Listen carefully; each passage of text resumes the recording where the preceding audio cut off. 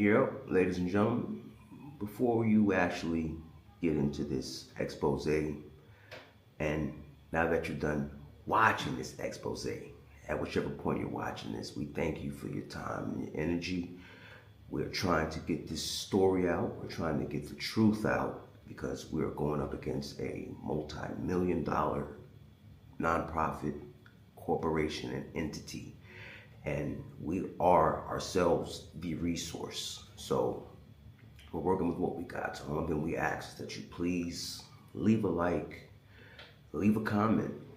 If you're someone out there that actually has any information or somehow it's attached to the story, also leave a comment and reach out to us. But please like, comment, subscribe, share. Send this to your peers, your co-workers, your family members. Because the more people we get this story out to, the faster the actual truth of what's actually going down with 1199 SEIU will be revealed to the world. We thank you all and be safe.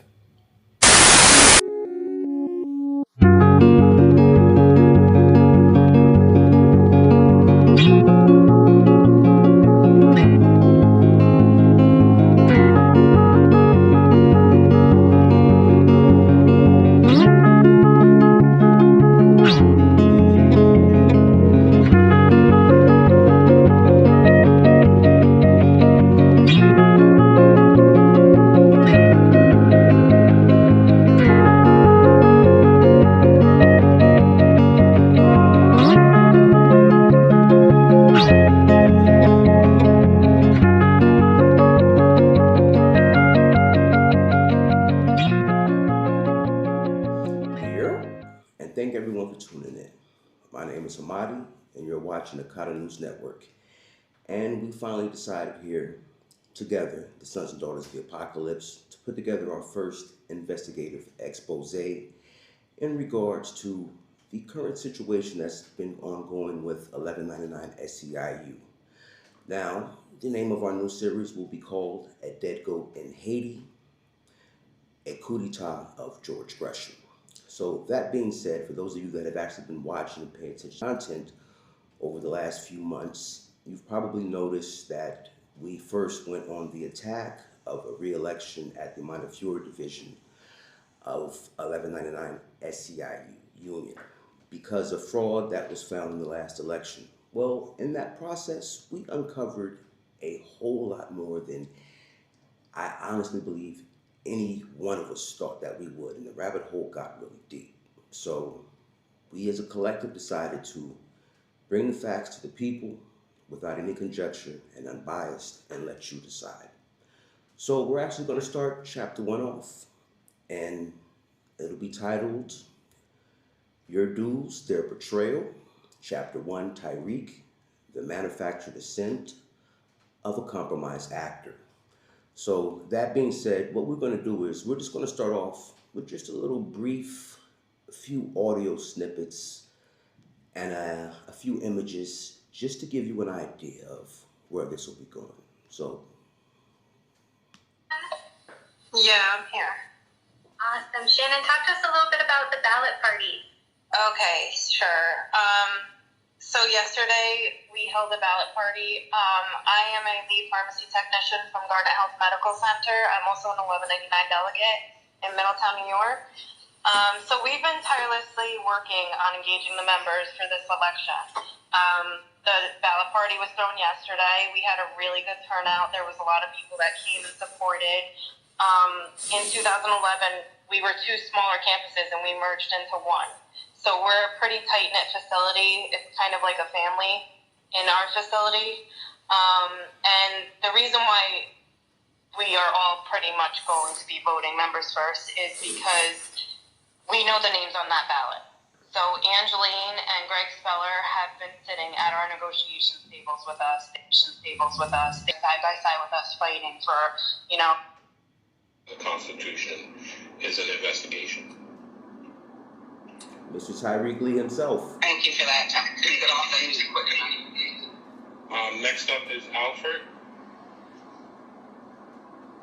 Good afternoon, everyone. Alfred Sender, lead organizer in Massachusetts Division, New Organizing. It's a two-part question. Those things that's on that article, I haven't read it, and the question that I have for specifically for that part of the executive council, because I believe you guys should know the thing that you vote on and the thing that you didn't vote on, how accurate that article is. So right there, it's tough that there. I think we should bring some clarity about how those things are accurate and why those things was allowed to pass to the executive council. Why you guys voted to some of those things that are accurate. I come here whenever, so this shop is locked. So you guys can go someplace else because I already tell my members the truth, right? Because I am one of the vice president who vote against the money that George asks for, the members' money. That's took place. That's my question. Thank you. Thanks, Alfred. Thank you, Alfred. So, as Yvonne said, there's a lot, and as Tyreek just said, there's a lot to process in the article. We've been asking questions for years, but these are allegations, and some of them go deeper than we ever imagined. We have to get to the truth. We've made some information requests. There's a process in our Constitution. We are going to do everything possible, as we have done, to protect our members, and we will continue to do everything possible to protect our members. Thanks, Reed. Thanks, Alfred. Clay? I come here whenever, so this shop is locked. So you guys can go someplace else because I already tell my members the truth, right? Because I am one of the vice president who vote against the money that George asks for, the members' money. And at the time that this was approved by the union officers were told that the union had already spent over $60,000 to reimburse these costs for the president's daughter. And this had been ruffling some feathers in the union. I found out about it, and I instantly wanted to know more and to find out, was there a pattern of this kind of spending? Now, just to give a little context to what you've heard, those are just a few snippets of some of the receipts that we'll be going over and presenting to you throughout the course of this multi-series expose. Now, that being said, I think it's time that we get to the meat and the potatoes of Chapter 1, again, Tyreek, the manufactured descent of a compromise actor. Now, some of that background and prior misconduct. Now, credibly identified as a sexual predator with a documented history of drug use within the organization. Now, he originally held a or executive vice president position before he was demoted to vice president by former President George Gresham himself after sexual charges were filed and that it was actually found out through investigation that those allegations seem to have been true. Now, we want to get to the reputation rehabilitation strategy. Now, following this demotion, Mr. Tyreek D. Lee, he did not exit. He actually just pivoted and recalibrated. So what he did was he leveraged the power that he already had with relationships with individuals like Veronica Turner Biggs. And in doing so, he was able to segue that into an IT liaison position, right? So that new position himself was not actually incidental, because what it did was it granted him access to the membership database ongoing, which was an asset to him. Because what this did was it gave him a significant political power and value in any contested election. Now, during the election, or should I say his role during the election, he had access, control, and influence. You have to keep in mind, Mr. Tyreek, the sexual predator and the man that is now the Chief Information Officer of 1199 SEIU, he literally served as a moderator of ballot parties, which you heard some of the audio on, which I might add is illegal because they were charging people to bring their ballots in and they were nicely filling them out for them. Now again, he was doing the check-ins during the campaigns, placing himself at a critical control point in the electoral process. Now, he also, again, he retained access to member data throughout the campaign period. He moderated the emergency staff meetings that were called by Yvonne as a role that is typically reserved for administrative assistants. Now, why is that, you ask? I don't know. Good questions. However, his insistence on this function was not procedural. In fact, it was an exercise in controlling who could speak and who could not speak and who would be silenced during these meetings. Now, at this time, Miss Armstrong, Yvonne, she was not yet the president, not one bit, at any of the time of any of these meetings that you just heard small clips on.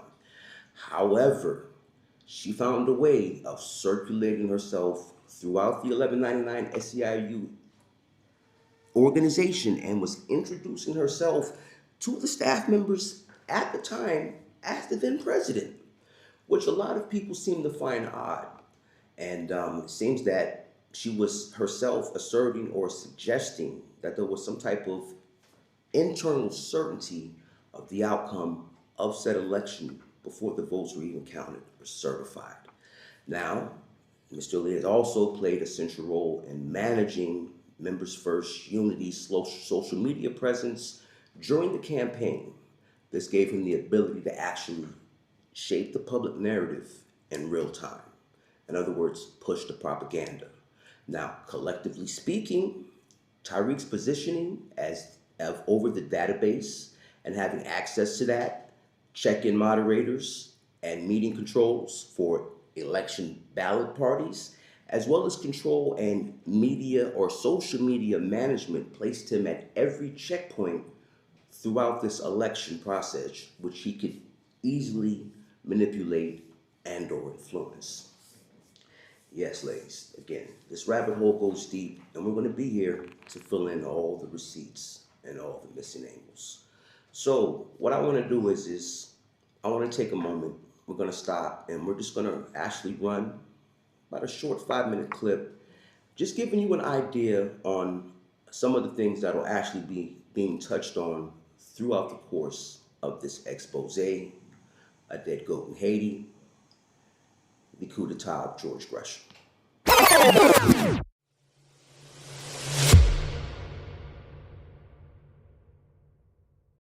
Smear Me Too activists.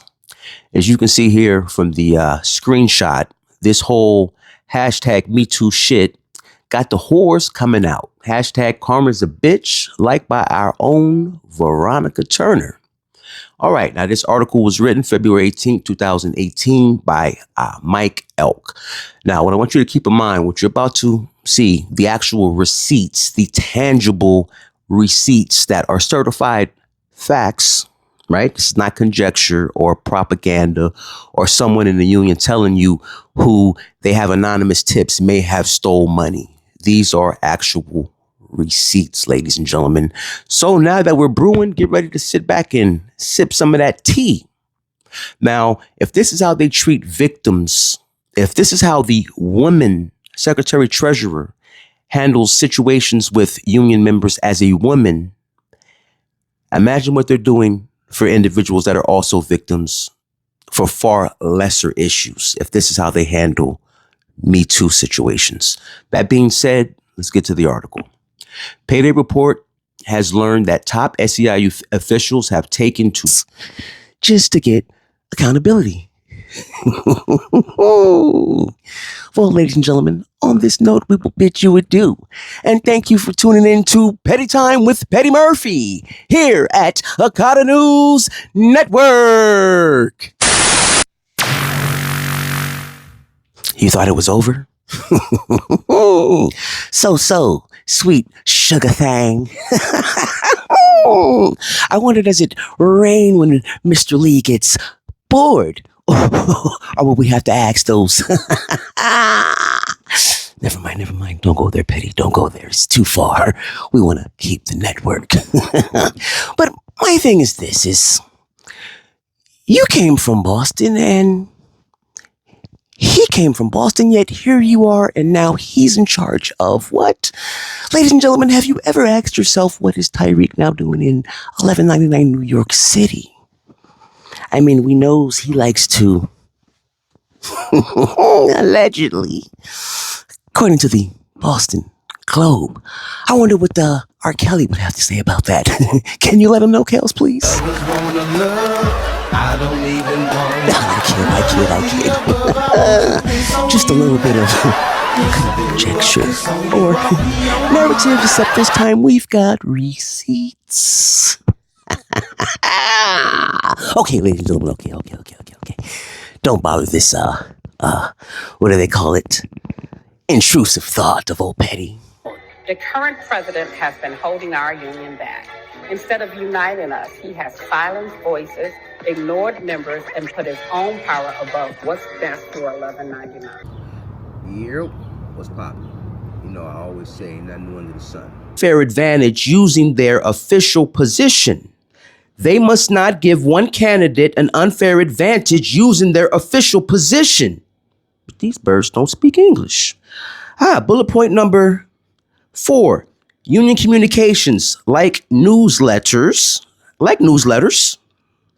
that would qualify as a newsletter, or official emails must remain neutral unless equal access is given. So the key distinction is personal support versus using union power and resources. Why is that important?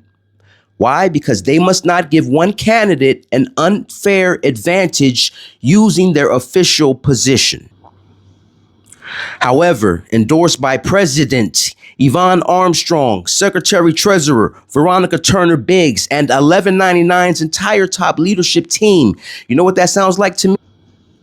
That sounds like somebody's giving one candidate an unfair advantage using their official positions. Forces accountability.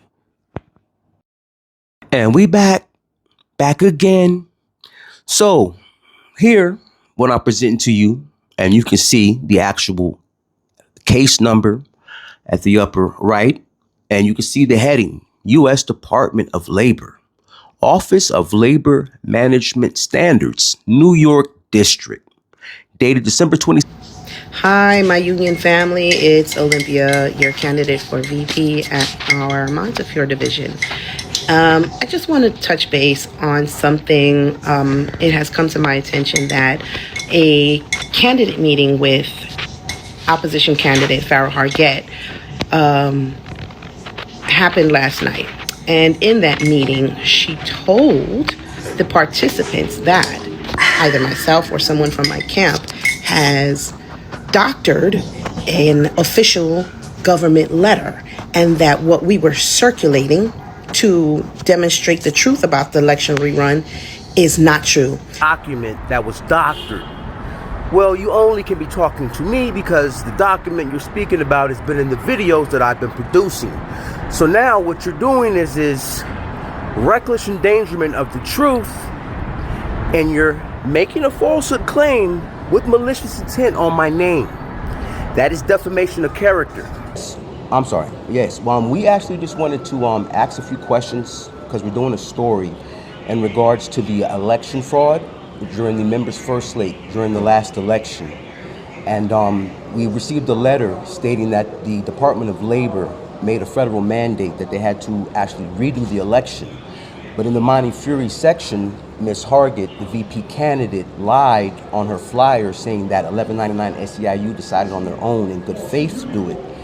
Also on 3 of the flyers, there is an actual endorsement from Mrs. Armstrong as well as Mrs. Turner Biggs, and that is also against federal union laws. They cannot use their position, and it says on the flyer that President Yvonne Armstrong and Secretary Treasurer Veronica Turner Biggs, as well as the whole 1199 executive staff, endorse Ms. Hargett, which is against federal law. Can we get a statement on that?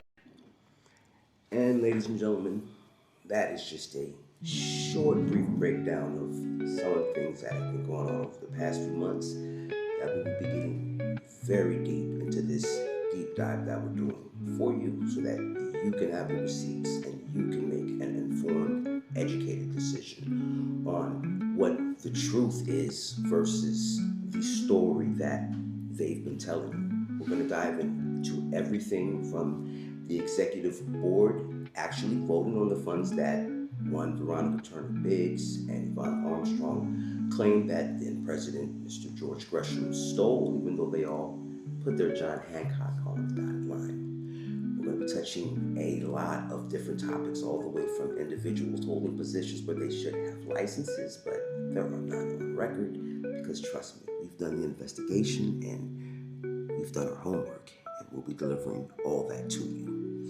In this, I do want to say one thing. It's a very touchy situation, but we are doing a full investigation, expose on this story here at Akata News Network, and the Sons and Daughters of the Apocalypse would like everyone to know that we take this seriously. So to Miss Erica Hunt, we have seen your responses and your comments on social media. If you would like the opportunity to tell your story from your perspective and share your truth with the world, we would be more than honored to have you on our program so that you can share to the world exactly what Mr. Tyreek D. Lee did to you and how it was handled by 1199 as well as the overall parent company, SCIU. Please, if you're okay with that, we would be more than happy to have you. So that being said, ladies and gentlemen, I'm going to cut this episode short here, and we're going to get to work on the second segment. And as I say, real eyes, real eyes, real eyes, and transparency forces accountability. You all keep your eyes to the stars, keep that head on a swivel, and remember, we are in the diabolical den of demons, aka the Viper's Pit. Our whole objective here is that we wholeheartedly believe that transparency forces accountability. And all of us come from different walks of life. We all come from different ethnic origins, different levels of professionalism. Some of us are office workers, some of us are more in blue collar, but the one thing that we all had in common was a morals and a code of ethics that we all collectively believe in and we stand on. Right is right and wrong is wrong. And the Sons and Daughters of the Apocalypse are here to restore order out of the chaos. Y'all be safe out there, and remember, it's a dirty game they playing, so y'all stay dangerous. I'm out of here. Peace.